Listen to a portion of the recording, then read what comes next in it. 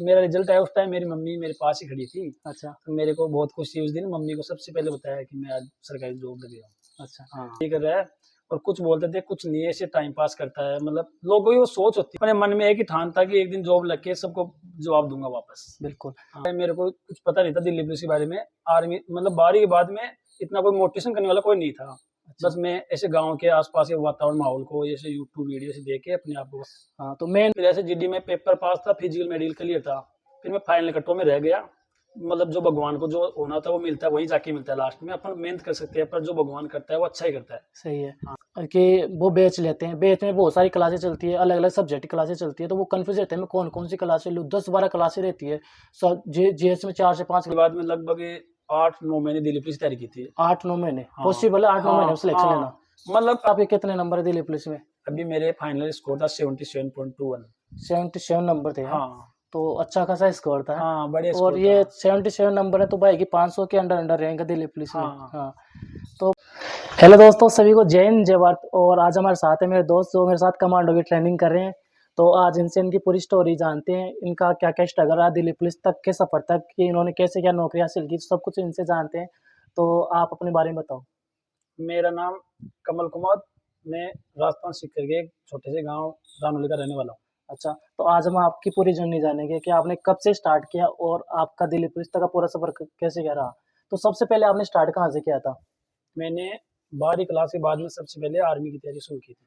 तो आपने जब आर्मी का दिमाग में एक डिजायर आया, तो आर्मी का दिमाग में क्यों आया डिजायर कि मेरे को आर्मी की तैयारी करनी है? मतलब मेरे स्कूल फ्रेंड थे, उनमें से मेरा एक फ्रेंड था जो 12th के बाद में आर्मी में सिलेक्शन ले लिया उसने। अच्छा। फिर उसको देख के मेरे मन में हुआ कि मैं भी आर्मी की तैयारी करूँ। अच्छा, तो आपका दोस्त का सिलेक्शन हुआ आर्मी में, हाँ तो सर। फिर आपको उसी ने गाइड किया सब कुछ?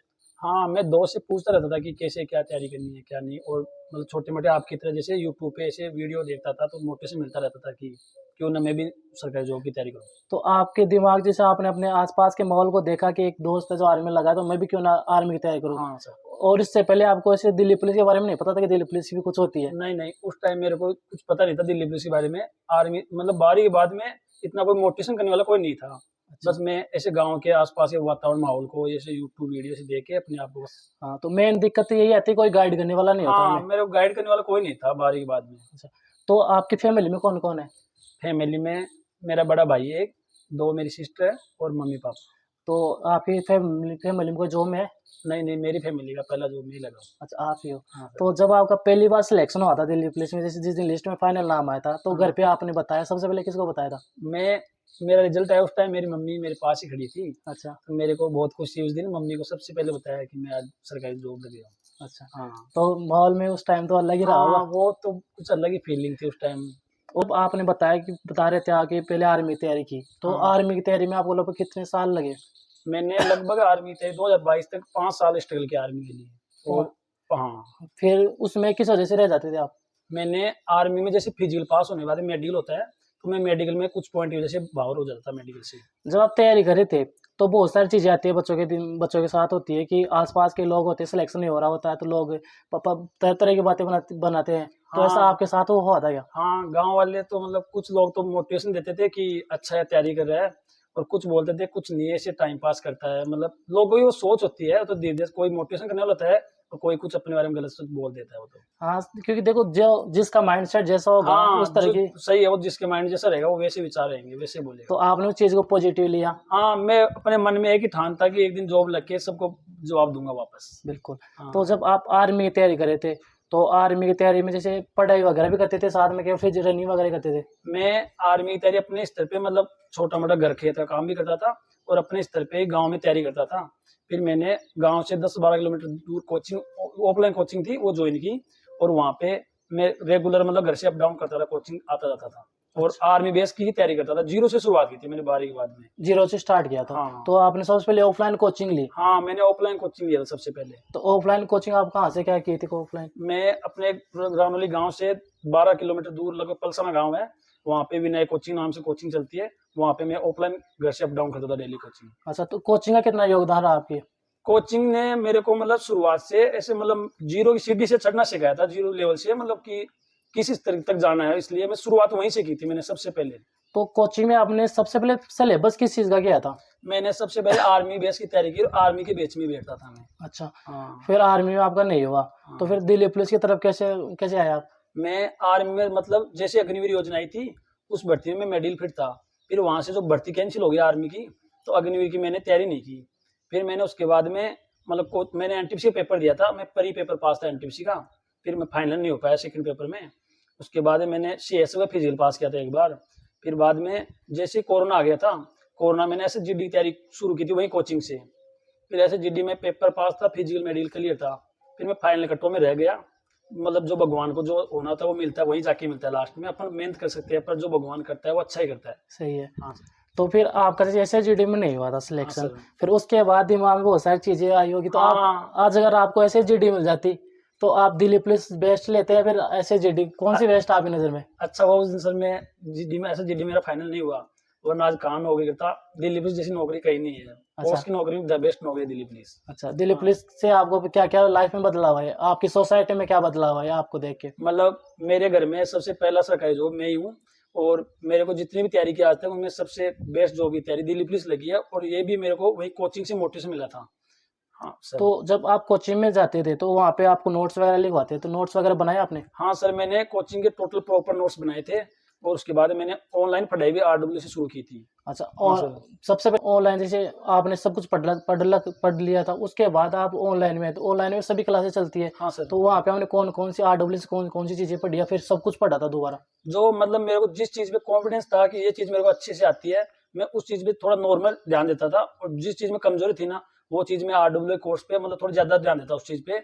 और मैं मतलब मैंने पूरा कोर्स जो ऑफलाइन के बाद में ऑनलाइन पूरा तरीके से पूरा प्रॉपर पढ़ा था। जैसे बच्चों के दिमाग में ये होता है कि वो बेच लेते हैं, बेच में बहुत सारी क्लासेस चलती है, अलग अलग सब्जेक्ट की क्लासेस चलती है, तो वो कन्फ्यूज रहते हैं मैं कौन कौन सी क्लासेस लूँ, 10-12 क्लासेस रहती है। सब जीएस में 4 से 5 क्लास, मैथ की अलग, रीजनिंग की अलग, कंप्यूटर की अलग, तो उसको डिसाइड नहीं कर पाता कि मैं कौन सी पढ़ूँ, तो वो कैसे डिसाइड करें? वो ऐसे है सर, जिस चीज में अपने कॉन्फिडेंस हो। जैसे कुछ मान लो जो रीजनिंग है, भाई बच्चों को लगता है कि मैं रीजनिंग में अच्छा हूँ, तो रीजनिंग को कम से कम टाइम दे जवान। मतलब हाँ, फटे छोड़े नहीं पढ़ाई, पर उसको पढ़ता रहे नॉर्मल नॉर्मल। और जिस चीज में वो कमजोर है, जिस सब्जेक्ट में, उस सब्जेक्ट पे ज्यादा ध्यान दे। मतलब स्टडी का तरीका उनसे स्टडी का रेगुलर स्टडी करनी है। भाई मेरे को प्रॉपर इस तरीके से पढ़ना है, मैं इतना कोर्स इतने टाइम में कवर कर पाऊंगा। तो और एक साथ जैसे आपको सभी सब्जेक्ट लेके चलनी चाहिए फिर, या फिर एक दो दो सब्जेक्ट को जब तैयारी करते हैं? ऐसे नहीं सर, जैसे मतलब ऐसे जब सभी सब्जेक्ट है, पहले तो अपने को सबसे पहले तो कोर्स है ना, जो कोर्स है सब्जेक्ट का, उस कोर्स के बारे में पता होना चाहिए कि कोर्स में क्या क्या है सब्जेक्ट के। बिल्कुल। और एग्जाम के पैटर्न का ध्यान रहना चाहिए, भाई पैटर्न किस चीज का कितना आ रहा है। बस जिस सब्जेक्ट का जितना ज्यादा एग्जाम में क्वेश्चन है, उस सब्जेक्ट पे ज्यादा ध्यान दिया जाए। अच्छा, तो फिर लास्ट में आपको मॉक टेस्ट वगैरह इनके बारे में कैसे पता चला कि वो मॉक टेस्ट वगैरह भी होता है कुछ? मैं जैसे सर पहले तो ऑफलाइन कोचिंग करता था, वहाँ पे ऑफलाइन टेस्ट देता था। फिर मैं धीरे धीरे ऑनलाइन से जुड़ गया। जैसे आप वीडियो बना रही, इसी तरह मैं आरडब्ल्यू के बारे में पता चला मेरे को। हाँ, तो वहाँ से मैंने कोर्स ले लिया और मैं यूट्यूब से पढ़ता था। फिर मैं वहाँ से पता चला कि वीडियो नवीन सर के उनकी वीडियो देखता कि मिनी मॉक दो, टेस्ट दो। तो मैंने सबसे पहले subject wise, topic wise mini mock test देना शुरुआत किया। अच्छा। फुल टेस्ट नहीं देता मैं शुरू में, हर सब्जेक्ट का मिनी मॉक देता टॉपिक वाइज। तो मेरा धीरे धीरे कॉन्फिडेंस बढ़ने लगा। हाँ, मेरे को से बोलते हैं, कमेंट करते हैं, भैया मॉक टेस्ट देने का मन नहीं करता है, डर लगता है। वो डर इसलिए है कि हम फुल टेस्ट देते हैं डायरेक्ट अपना, मतलब पहले सिलेबस हो जाए ना, तो अपना फुल टेस्ट ना देके पहले मिनी मॉक टेस्ट देंगे, हमारा कॉन्फिडेंस बढ़ेगा टॉपिक वाइज। मतलब मिनी मॉक से अपने आप में ऐसे लगेगा कि हाँ मेरे को कुछ आता है। हाँ, तो यानी वो छोटा भी होता है और तुरंत दे सकते हाँ हैं। तुरंत दे सकते हैं, 5-10-15 मिनट रहता है, तो उसमें अपने का कॉन्फिडेंस बढ़ेगा। और अपने धीरे धीरे अपने आप में ऐसे लगने लगेगा कि मेरे को कुछ आने लगा है, अपने आप धीरे धीरे होते रहेगा। आप मेरे को कहता हूँ लास्ट टाइम था आपका, जैसे दिल्ली पुलिस का एग्जाम अपना अक्टूबर नवंबर में था, तो लास्ट टाइम पे आपने जो कितने महीने तैयारी की थी दिल्ली पुलिस की स्पेशल, दिल्ली पुलिस के लिए कितने महीने तैयारी की आपने स्पेशल? मैंने SGD बाद में लगभग 8-9 महीने दिल्ली पुलिस तैयारी की थी। 8-9 महीने हाँ पॉसिबल है 8-9 महीने में सिलेक्शन लेना? हाँ। मतलब अगर रेगुलर स्टडी करे तो जवान, मतलब कोई भी स्टूडेंट हो, अगर रेगुलर स्टडी करे तो 12 महीने में कोर्स करके ऑनलाइन तैयारी हो जाएगा, मतलब एग्जाम के लिए जवान। बिल्कुल। अब हाँ। मेरे पास कमेंट आते हैं भैया कि आप 7-8 महीने में तैयारी कर सकते हो, मेरा सिलेक्शन हो सकता है, तो हो सकता है, मानते हो? अगर मेहनत करेंगे, अगर अच्छे मन से, तो हो जाएगा। तो आप कितना टाइम देते थे पढ़ाई को, क्या शेड्यूल रहता था पूरा? मैं जैसे ऑफलाइन कोचिंग मैंने लास्ट टाइम पे बंद कर दी थी, मतलब कोर्स हो चुका था मेरा, ऑनलाइन भी हो चुका था। तो मैंने शुरुआत की मिनी मॉक से। मिनी मॉक देते थे, मैं फुल टेस्ट देने लगा था बाद में। तो मेरे कॉन्फिडेंस आने लगा था, मेरे नंबर धीरे बढ़ते गए दिल्ली पुलिस का कोर्स पे। फिर मैंने ऑनलाइन टेस्ट देना शुरू कर दिया, वहाँ से फुल टेस्ट देता रहा मैं। लास्ट जैसे एग्जाम मतलब फॉर्म शुरू हुए थे, तो 3-4 महीने बचे थे एग्जाम के। तो मैंने मतलब घूमना फिरना कहीं भी जाना बंद कर दिया था, अपने रूम में स्टडी करने लगा था, मैं लाइब्रेरी नहीं जाता था। मैं कभी लाइब्रेरी नहीं गया, मैं अपने रूम पे स्टडी की मैंने। हाँ, तो बच्चे इस बात में बहुत कंफ्यूज रहते हैं कि मैं लाइब्रेरी जाऊँ या फिर घर पे पढूँ, तो ये कौन सा बेस्ट है? आपने घर पे क्यों चुना? मेरे को है ना अकेले में पढ़ना अच्छा लगता था। जैसे मैं लाइब्रेरी जाता हूँ तो मैं थोड़ा डिस्टर्ब होता हूँ, जैसे अदर और भी स्टूडेंट बैठे रहते हैं तो मेरा थोड़ा माइंड डिस्टर्ब होता है। मेरे को अपने रूम में अच्छा लगता है, बैठ के अकेले पढ़ना सबसे बेस्ट लगता था। अच्छा, क्योंकि हम लाइब्रेरी जाते हैं तो कोई आ रहा है, कोई जा हाँ, रहा है। सब उससे थोड़ा डिस्टर्ब होते हैं। अकेले रूम में ना तो कोई डिस्टर्ब करने वाला है और ना कोई और, अच्छा माहौल होता है अकेले रूम में अच्छा, अगर पढ़ने का। घर पे कोई डिस्टर्ब नहीं करने वाला तो घर पे पढ़ाई कर हाँ, सकते घर हैं। पे पढ़ता था मैं अपने रूम में। तो घर पे क्या रूटीन रहता आपका? सुबह कितने बजे उठते थे और कब कैसे क्या पढ़ाई करते थे? पहले तो मैं मतलब मेन चीज़ तो ये है अपना सब, जैसे टाइम सबका अलग-अलग होता है पढ़ाई का, पर अपने को उस हिसाब से पढ़ना चाहिए कि भाई मैं एग्ज़ाम से पहले इसको इतने टाइम पढ़ूँ, डेली रेगुलरिटी तो इतने समय में कवर कर पाऊँ मैं। हाँ, पर मेरा ऐसा था, जैसे मेरे को तो यही थी कि लास्ट साल इस साल कैसे करके दिल्ली में जॉब लेना है। तो मैं रेगुलर पढ़ाई मैंने डिस्टर्ब नहीं की, लास्ट टाइम पे पढ़ाई तो रेगुलर करता था मैं, सब घूमना-फिरना, मज़े मतलब बंद कर दिए थे कुछ दिन के लिए, कि मैंने एक ही ठान लिया था कि इस भर्ती में कैसे करके सिलेक्शन लेना है। तो मैंने मतलब अपने रूम में मतलब लास्ट टाइम पे 13 घंटे, कभी 14 घंटे ऐसे पढ़ाई करता था मैं। हाँ, तो बच्चे बोलते हैं कि भैया 5 घंटे में सिलेक्शन हो जाता है, तो इतने देर कौन पढ़ता है? नहीं भैया, इस टाइम पे ऐसा है सर कि कंपटीशन आपको पता है कितना कठिन है। तो बिल्कुल, 5-6 घंटे में नहीं होगा, कि जो स्टूडेंट कुछ अलग कर रहा है भीड़ से, उसका सिलेक्शन होगा। कुछ अलग करने वाले बच्चे पता है 24 घंटे में कितना ही ना पढ़ेंगे। बिल्कुल। देखो बात ऐसी है कि देखो इसमें 2 चीज़ें होती है। एक बच्चा वो होता है जिसकी कैचिंग पावर अच्छी होती है, वो 5-6 घंटे पढ़ के भी अपना सिलेक्शन ले लेता है, और हाँ, एक बच्चा वो जो जैसे मेरे जैसा था, मैं खुद को कमज़ोर मानता था कि मैं पढ़ाई में कमज़ोर हूँ, तो मेरे को ऐसा लगता था कि मैं 10-12 घंटे पढ़ूँगा ना तब जाके मैं वो कवर कर पाऊँगा, क्योंकि एक मैथ का सवाल है, कोई बच्चा है जो एक बार समझाने पे टीचर के तुरंत उसके समझ में आ जाता है, और एक मेरे जैसा है जिसको 5 बार समझाएगा ना टीचर उसके बाद समझ में आता है। तो ये चीज़ें अपने कैचिंग पावर की और जो अपना पीछे का होता है ना एजुकेशन एरिया, कि किसी की स्कूलिंग अच्छी हुई है, किसी की कमज़ोर रही है, तो वो चीज़ें डिपेंड करती है। तो ये कोई मैटर नहीं करता, आप ज़्यादा मेहनत करोगे तो आपका जल्दी हो जाएगा, हाँ सर, वही चीज़ जो थी। जितना अधिक मेहनत करेगा उसका जितना जल्दी सिलेक्शन लेगा। प्रैक्टिस का खेल है। हाँ सर, प्रैक्टिस है, मतलब टेस्ट तो देना ज़रूरी होगा पढ़ाई के बाद में, टेस्ट से अपने को पता चलेगा अपनी तैयारी कहाँ तक है। तो टेस्ट आप कहाँ पे देते थे? मैं आरडब्ल्यू के ऑनलाइन टेस्ट देता था। और इसके अलावा? इसके अलावा तो मैंने टेस्ट बुक भी दिए थे, तो आरडब्ल्यू थोड़ा लेवल ठीक था पेपर का, टेस्ट बुक में नंबर ज़्यादा आते थे, तो मेरे को लगता कि हार्ड मेहनत करनी है थोड़ी, हाँ। तो मैं आरडब्ल्यू टेस्ट देता था और मेरे रैंक भी अच्छे आते थे यार, लास्ट टाइम में मेरी बहुत अच्छी रैंक थी आरडब्ल्यू की। आरडब्ल्यू पे एवरेज कितने नंबर आते थे एवरेज? शुरुआत की थी मैंने तो मेरे 61-62 नंबर आते थे, और बाद में लास्ट टाइम पे मेरे 81 पॉइंट कुछ नंबर थे लास्ट टेस्ट पे। लास्ट टाइम पे? हाँ, तो वो हाँ, तैयारी हो गई थी हाँ, इसलिए। तैयारी बहुत अच्छी थी उस टाइम पे। अच्छा, तो हाँ, आपने जब तैयारी करी तो उस टाइम पे आपने कौन-कौन सी ऐसी गलतियाँ की होगी जो आप एक बच्चे को नहीं करनी चाहिए, वो बताओ? ये गलतियाँ नहीं करनी चाहिए। गलती है कि एक तो ना मतलब ज़िंदगी में अगर मज़े लेने हैं तो फिर 2 ही रास्ते होंगे, या तो अगर सक्सेस होना है तो फिर कुछ दिन के लिए अपने मज़े-वज़े थोड़ा उनको दूर करना पड़ेगा। क्योंकि जॉब लगने के बाद में फिर मज़े को कोई रोकने-टोकने वाला नहीं है। और अभी मज़े करोगे तो फिर आगे जाके लाइफ़ में फिर मेहनत करनी पड़ेगी। सही है, फिर तो पूरी ज़िंदगी करनी हाँ, पड़ेगी। पूरी ज़िंदगी करनी पड़ेगी, तो अभी कुछ टाइम अगर मेहनत करोगे तो फिर पूरी ज़िंदगी मज़े रहेंगे। तो गलती तो ऐसी है कि अपने को सबसे पहले किसी भी एग्ज़ाम का सिलेबस तो ध्यान होना ही चाहिए भाई, किस सब्जेक्ट से कितने क्वेश्चन आ रहे हैं, उस हिसाब से उस सब्जेक्ट को ज़्यादा वरीयता दी जाए। हाँ, हाँ सही है। सर। तो जैसे आपने दिल्ली पुलिस का पेपर है, तो उसमें सबसे ज़्यादा आपने किसको टाइम दिया था सबसे ज़्यादा? मैंने जैसे मैं साइंस मैथ्स का स्टूडेंट हूँ, तो मेरे मैथ, रीजनिंग, कंप्यूटर वाले पार्ट्स में कोई दिक्कत नहीं थी। उसमें मेरे 49 नंबर थे एग्ज़ाम में 50 में से। 50 में से 49? हाँ सर, 49 अच्छा, नंबर थे। स्टैटिक जीके वाला मैं साइंस का स्टूडेंट थोड़ा डाउन था, तो मैं मतलब स्टैटिक के टॉपिक वाइज़ पढ़ता था। जैसे मैं पॉलिटिकल कवर कर रखी थी, धीरे-धीरे के सब्जेक्ट पढ़ता था। मैं स्टैटिक जीके तो साथ पढ़ता था, करंट वगैरह, हाँ। और जो सब्जेक्ट थी ना पॉलिटिकल हिस्ट्री, उनको एक-एक सब्जेक्ट कवर करता था तो साथ-साथ। ऐसे मैंने उस पार्ट्स को कवर करके कर लिया था। एक-एक सब्जेक्ट कवर कर लिया, हाँ। और यानी कि सब्जेक्ट वाइज़ पढ़ा आपने तो, सब्जेक्ट वाइज़ और मतलब मेरे हिसाब से, मतलब जैसे मैं कवर कर सकूँ भाई इतने टाइम में पूरा सिलेबस कवर कर लूँगा, बर्डन भी नहीं रहे माइंड पे, इस हिसाब से पढ़ता था। अच्छा, हाँ तो सर। इस तरह से लगभग सारा सिलेबस कंप्लीट हाँ, किया। मैंने पूरा सिलेबस कवर कर लिया था उसको, और बार-बार उसी को रिवाइज़ करता था कि जो चीज़ पढ़ी है वो कम से कम वो प्रिपेयर अच्छी तरीके से होनी चाहिए अपनी। मॉक टेस्ट से क्या-क्या सीख मिली आपको? मॉक टेस्ट देते थे तो? मॉक टेस्ट ये था सर, जैसे मैं अभी फुल मॉक टेस्ट दूँगा, तो मेरे को ये पता चल जाता था कि भई इस सब्जेक्ट से किस चीज़ में कोई टॉपिक में गलती हो रही है, फिर मैं उस टॉपिक को बाद में दोबारा पढ़ता था। फिर जैसे अगले मॉक टेस्ट दिया तो उसमें उस चीज़ से सुधार हो जाता उस टॉपिक की। फिर जैसे अगला टेस्ट देता, मैं हर बार टेस्ट ये ध्यान रखता, अपने आप में देखता, अवलोकन करता कि मेरे को किस टॉपिक में कमज़ोरी, उस टॉपिक को मैं दोबारा रिवाइज़ करता था फिर बाद में, जिस टॉपिक से क्वेश्चन गलत होते थे। अच्छा, करंट अफेयर के लिए क्या करते थे? करंट अफेयर एक तो डेली पढ़ते थे या फिर कैसे किस तरह से तैयार किया करंट अफेयर जीके के लिए? मतलब जवान अभी फ्रेश जवान है नया, वो शुरू से रेगुलर करंट पढ़ेगा, डेली का तो अच्छा रहेगा। डेली पढ़ना चाहिए उसे? हाँ, उस नए स्टूडेंट को डेली पढ़ेगा तो उसे धीरे-धीरे बर्डन नहीं लगेगा, धीरे-धीरे वो तैयार भी होता जाएगा। करंट अफेयर आप कहाँ से किया?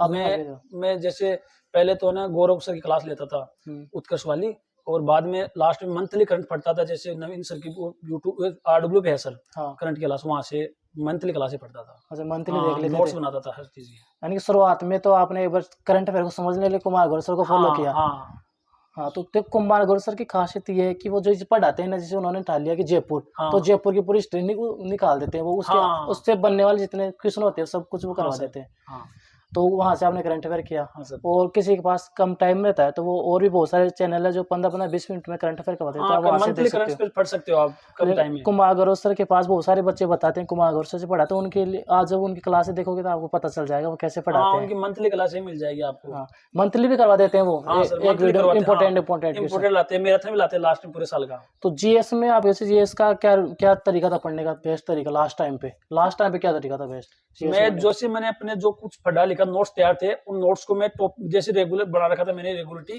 कि मैं इतने टाइम में इतने नोट्स ऐसे पढ़ूंगा तो कवर कर लूंगा। तो मैं उनको बार बार रिवाइज करता था पूरे नोट्स को, और टेस्ट रेगुलर टेस्ट देने लगा था लास्ट टाइम पे online। रेगुलर टेस्ट थे हाँ, और जो नोट्स बनाए थे उनको बार बार रिवीजन किया था आपने? हाँ, बार बार रिवीजन करना पड़ेगा। टेस्ट से अपने आप पर कॉन्फिडेंस आएगा। टेस्ट देगा तो अपने को ऐसे लगेगा कि हाँ मैं कहाँ तक हूँ। टेस्ट से अपने आप में कॉन्फिडेंस बढ़ेगा।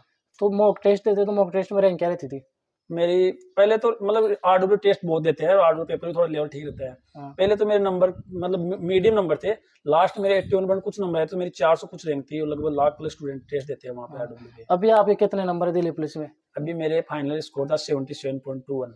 77 नंबर थे। हाँ, हाँ, तो अच्छा खासा स्कोर था। हाँ, बढ़िया और स्कोर ये था। 77 नंबर है तो भाई की 500 के अंडर अंडर रैंक है दिल्ली पुलिस में। हाँ, हाँ, तो बहुत बहुत अच्छी बात है।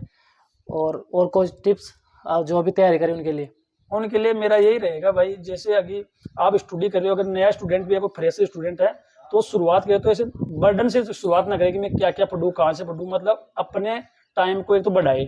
नया स्टूडेंट ऐसे नहीं कि 5-6 घंटे में सिलेक्शन ले लूंगा। नया स्टूडेंट थोड़ा टाइम 10 घंटे मिनिमम पढ़ाई करो 24 घंटे में से। बाकी अपने कुछ भी काम के ऊपर 10 घंटे रेगुलरिटी बढ़ा लो कि मेरे को दिन सुबह शाम कैसे करके 10 घंटे पर डे स्टडी करनी है शुरुआत में। फिर आप जैसे जैसे अपने कोर्स को नॉर्मल वे में शुरुआत करो, हर सब्जेक्ट को पढ़ना है। ऐसे नहीं कि मैं इतना सब्जेक्ट कैसे कवर करूँ, धीरे धीरे हो जाएगा। नए स्टूडेंट जैसे कोर्स कवर हो गया एक बार, धीरे धीरे बढ़ते बढ़ते 7-8 महीने कोर्स कवर हो जाएगा। फिर उस कोर्स को दोबारा रिवाइज करो, टेस्ट देना शुरू करो, जिससे अपने आप में कॉन्फिडेंस आता जाएगा। हाँ, क्योंकि देखो भाई ने बताया कि 10 घंटे तो कम से कम पढ़ो। फ्रेशर हाँ, बच्चा है, क्योंकि देखो फ्रेशर होता है ना, उसे कुछ भी नहीं पता, और उसे सब्जेक्ट बहुत सारी है। जीएस में 4 से 5 सब्जेक्ट है, मैथ रीजनिंग। मैथ ऐसा सब्जेक्ट है जिसको 2 से 3 घंटे आपको डेली देने पड़ेंगे, तो 10 घंटे तो हाँ, करना ही पड़ेगा। मिनिमम ये कंपटीशन कितना हाई हो रहा है, तो हाँ, इतना चाहिए। तो मैंने तो करनी पड़ेगा आपको जितना भी टाइम मिलता है ना। सब बाइक ने बोला कि मैंने लास्ट टाइम में सब कुछ छोड़ दिया था कि मेरे को हाँ, दिल्ली पुलिस चाहिए, मेरे को नेक्स्ट वैकेंसी का वेट नहीं करना, मेरे को इसी में चाहिए। तो उसके लिए आपको पूरी मेहनत, पूरी जी जान लगा देनी है, सब कुछ छोड़ देना है। भाई ने बोला मैंने सब कुछ छोड़ दिया था, मौज मस्ती। तो फिर भाई ने सब कुछ छोड़ा, सब कुछ सेक्रीफाइस किया और दिल्ली पुलिस के लिए लगे, किताबों को दोस्त बना लिया हाँ, और किताबों ने ज़िंदगी बना दी। सही है। तो बस भाई ने बहुत अच्छी बात बताई है, और आप ऐसे मेहनत करते रहो। और वीडियो अच्छी लगी होगी लाइक कर देना, शेयर कर देना, और वीडियो अच्छी लगी तो सब्सक्राइब भी कर देना। ठीक है? जय हिंद, जय भारत।